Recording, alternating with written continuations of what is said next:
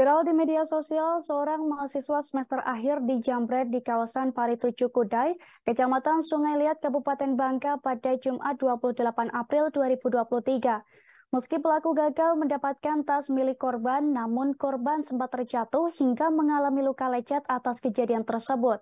Menurut korban yang bernama Ratna Juwita, kejadian tersebut terjadi seusai ia berbelanja dan hendak pulang ke rumahnya di Desa Pemali, Kecamatan Pemali, Kabupaten Bangka. Dan untuk mengetahui kronologi lengkapnya, kita sudah terhubung dengan rekan Dedi Marjaya dari Bangka Pos. Silakan rekan Dedi. Ya, selamat siang Rizka. Dapat saya laporkan bahwa kemarin terjadi kasus percobaan penjambretan terhadap seorang mahasiswa semester akhir di UIN Syekh Abdurrahman Siddiq, Bangka Belitung, di mana korban saat itu pulang dari salah satu supermarket di Kota Songgat menuju ke kediamannya di Desa Pemali, Kecamatan Pemali. Korban bernama Ratna Juwita saat itu tidak mengira bahwa jalan yang tidak biasa dilaluinya untuk pertama kalinya ia lalui malah menjadi korban tindak kejahatan penjambretan. Menurut Ratna saat itu ia berjalan dengan menaiki motor dengan kecepatan sedang, namun tiba-tiba ada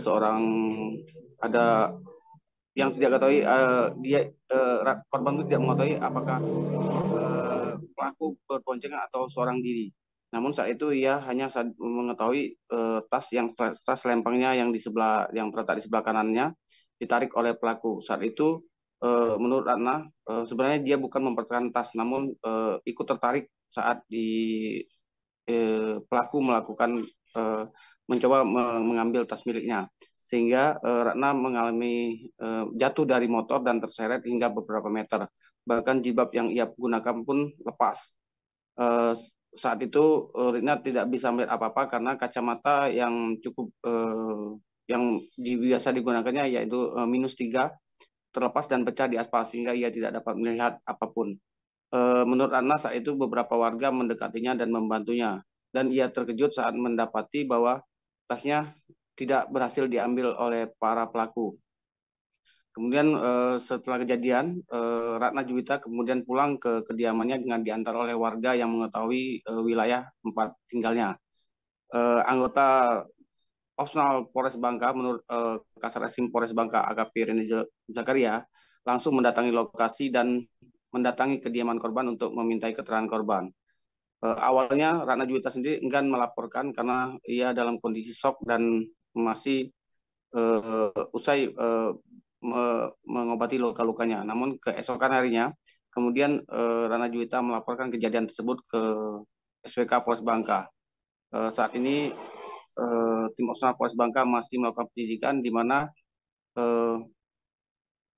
sejumlah saksi sudah dimintai keterangan dan meminta melihat CCTV milik warga yang ada di sekitar lokasi.